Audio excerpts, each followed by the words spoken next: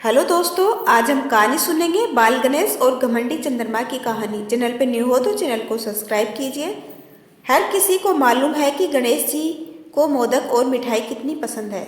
शायद इसलिए भी वो किसी के भी निमंत्रण को स्वीकार कर लेते हैं और पेट के साथ ही मन भर कर मिठाई खाते हैं।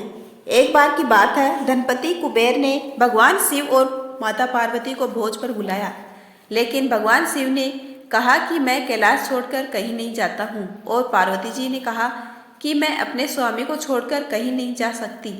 तब उन्होंने कहा कि आप हमारे स्थान पर गणेश को ले जाओ, वैसे भी उन्हें मिठाई और भोज बहुत पसंद आते हैं। तब कुबेर गणेश जी को अपने साथ भोज पर ले गए। वहाँ उन्होंने मन भरकर मिठाई और मोदक खाए। वापस आते समय कुबेर ने उन्हें मिठाई का थाल देकर विदा किया। लौटते समय चंद्रमा की चांदनी में गणेश जी अपने चूहे पर बैठकर आ रहे थे, लेकिन ज्यादा खा लेने के कारण बड़ी ही मुश्किल से अपने आप को संभाल पा रहे थे। उसी समय अचानक चूहे का पैर किसी पत्थर से लगकर डगमगाने लगा।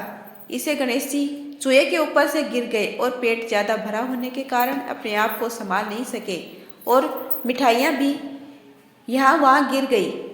यह सब चंद्रदेव ऊपर से देख रहे थे। उन्होंने जैसे ही गणेश जी को गिरता हुआ देखा तो अपनी हंसी रोक नहीं पाए और उनका मजाक उड़ाते हुए बोले कि जब खुद को संभाल नहीं सकते तो इतना खाते क्यों हो।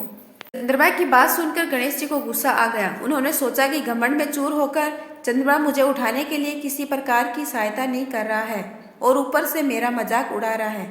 इसलिए गणेश जी ने चंद्रमा को श्राप दिया कि जो भी गणेश चतुर्थी के दिन तुमको देखेगा वह लोगों के सामने चोर कहलाएगा। श्राप की बात सुनकर चंद्रमा घबरा गए और सोचने लगे कि फिर तो मुझे कोई नहीं देखेगा।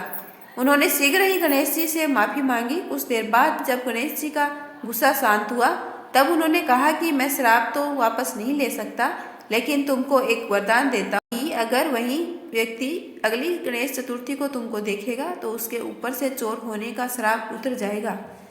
तब जाकर चंद्रमा की जान में जान आई। इसके अलावा एक और कहानी सुनने में आती है कि गणेश जी ने चंद्रमा को उनका मजाक उड़ाने पर श्राप दिया था कि वह आज के बाद किसी को दिखाई नहीं देंगे।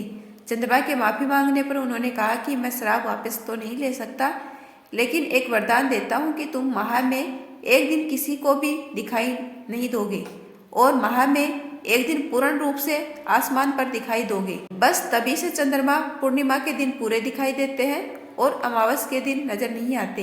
यदि आपको मेरा ये छोटा सा प्रयास अच्छा लगा हो तो चैनल को लाइक, शेयर एंड सब्सक्राइब कीजिए।